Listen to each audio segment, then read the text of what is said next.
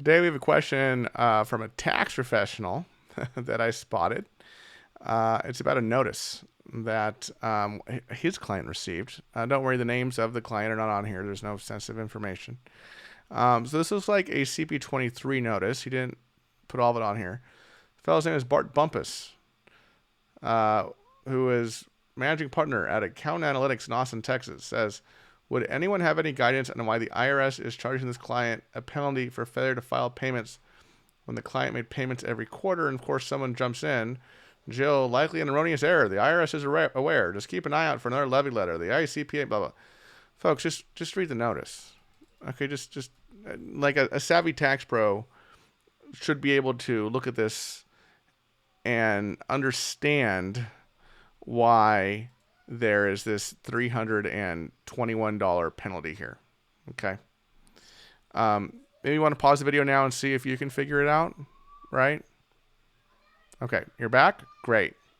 So you can see that, this bill has nothing to do with the total tax calculated on the return, right? $71,314. Okay, so the IRS is like, hey, we agree with your tax return. The key down here is these estimated tax payments, folks. You see these down here? You'll notice that each one of these estimated tax payments down here is a little bit late, right? Because when are estimated tax payments due? They're due on the 15th of the month of your calendar year taxpayer. They're due on April 15th for Q1, June 15th for Q2, September 15th for Q3, and January 15th of the following year for Q4. Well, looky.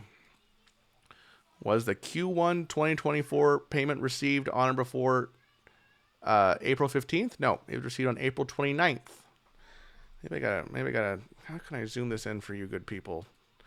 Maybe this will do. Maybe I can zoom in. Here we go. Let's see. Okay. This work? This better?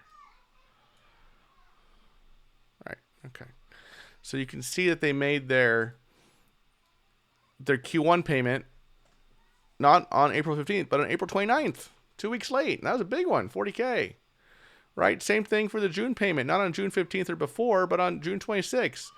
So Q3 was made not September 15th, but September 23rd. Q4 was made not January 15th, but January 21st, folks. So this is the reason for the penalty that they're looking at here, okay? Which is what the tax professional was asking about, okay? Now, this is obvious. Making your quarterly estimated tax payments is obviously important in a tax resolution framework as well, right?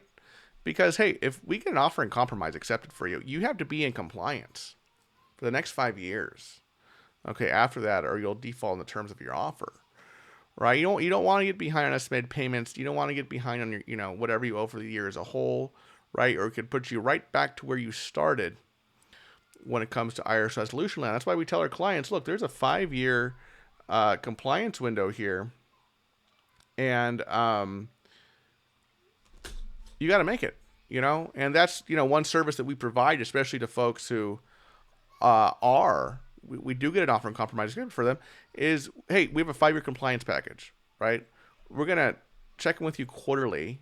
If you're W-2, look at your most recent pay stub to make sure you're adequately withheld, right? If you have a business, hey, give us your quarterly books to make sure you're going to stay on top of your quarterly payments, right?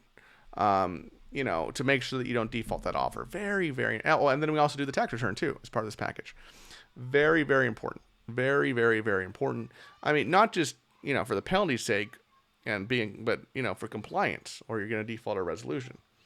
Anyway, folks, I hope this was interesting to you, just to kind of show you that, hey, there's tax professionals out there. They may not, look at these notices every day like we do, like the CP23 or whatever.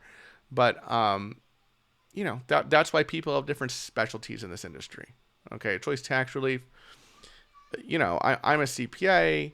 We have EAs. We have attorneys, right? We're a very well-rounded group of tax professionals. And we have a lot of, qualified support staff as well. So we're a well-rounded group of tax professionals who can really tackle, any tax problem you can throw at us. And if you owe the IRS or your state at least $10,000 in back taxes, or you have multiple years of unfiled tax returns, you qualify for a free consultation with us here at Choice Tax Relief. Yes, you do.